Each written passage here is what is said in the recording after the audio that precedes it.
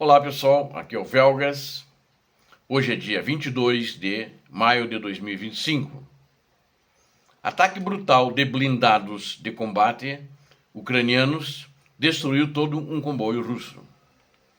E a inteligência ucraniana bloqueou a Rússia de lançar um míssil balístico intercontinental contra a Ucrânia como treinamento da Rússia, chamado YARS.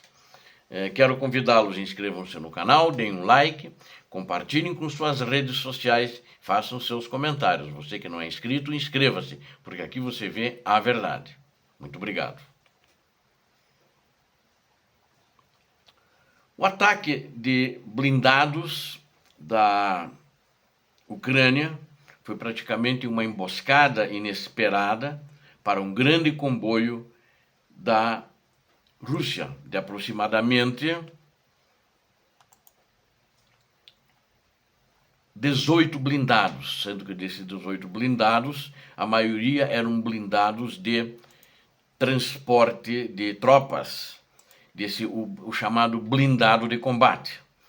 E, sem dúvida nenhuma, a Rússia perdeu todo o comboio nesse ataque, que ela estava na região de Advilka, dirigindo-se para posições ucranianas um pouco além, mas foram descobertas e foram dizimadas todas elas pelos soldados, pelas tropas ucranianas que estavam ali bloqueando a passagem deles. Eles apareceram inesperadamente, não conseguiram visualizar antes, não houve nenhum reconhecimento, não sei se houve ou não, da Rússia, eles não conseguiram determinar esse avanço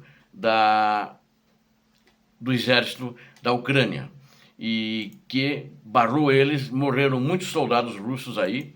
Isso aconteceu aproximadamente às 5 horas da manhã, fica a leste de Advilka, e também aconteceu que eles estavam avançando, um enorme comboio de tanques tinha T-90, T-72, já tinha uns dois só T-90, os outros eram T-72 e também 18 veículos blindados no total, aproximadamente uns 5 tanques de guerra e uns 11 ou 12, 13 aproximadamente, que eram tanques de guerra. E eles avançavam para o oeste, estavam se encaminhando, eles vinham usando estruturas antigas agrícolas, estavam passando fora das vias principais, mas foram detectados pelos ucranianos um deslocamento, porque é um número grande de veículos, e os tanques Bradley, armados com mísseis e com canhões 25 milímetros, eles conseguiram dizimar essa coluna, que acabou indo a lugar nenhum e fazendo ataque contra ninguém, porque eles foram atacados, ficaram surpresos e praticamente não responderam ao fogo, porque cada tiro que foi uma surpresa das tropas ucranianas contra essa coluna russa era uma destruição de um blindado e também dos soldados. O primeiro míssil rebocado, ele tinha uma neblina muito grande, né? Então ele atingiu o T-90, que é o tanque mais moderno que ele tem, de frente.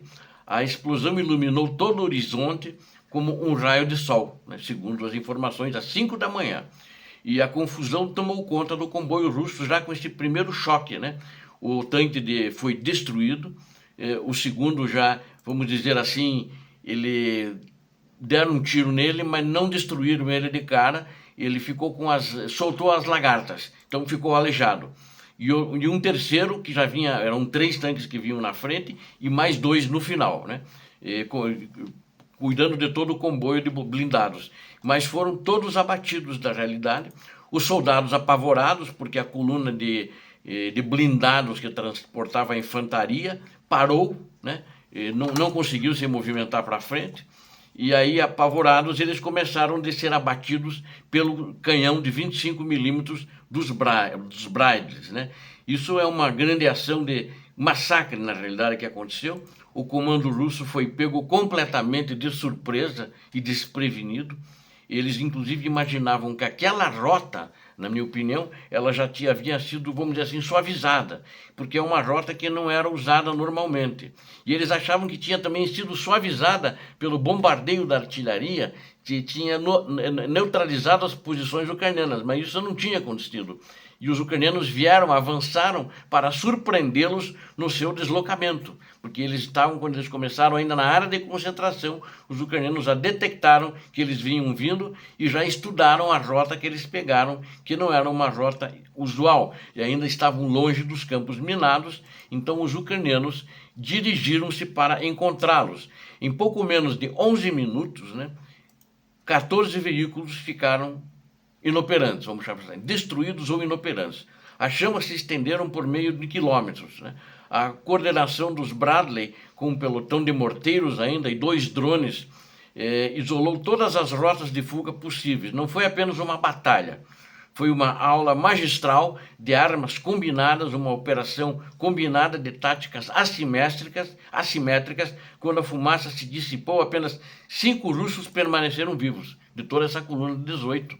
Você vejam, aproximadamente 13 blindados com 10 soldados cada um, 130, ou seja, apenas 5 sobreviveram, sendo que 2 gravemente feridos. Os outros largaram as armas e levantaram as mãos, e entregaram-se para as forças ucranianas.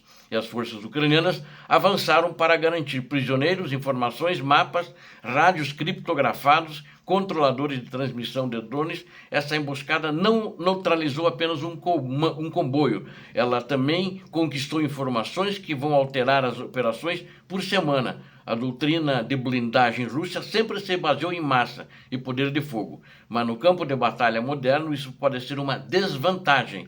E os avançados sistemas de controle de tiro, miras térmicas e comunicações funcionais do Bradley permitiram que, apenas com 3 Bradley, eles neutralizassem toda essa coluna que vinha contra as posições ucranianas. 3 Bradley, vocês imaginam? Eles pararam 18 blindados russos, 5 tanques e 13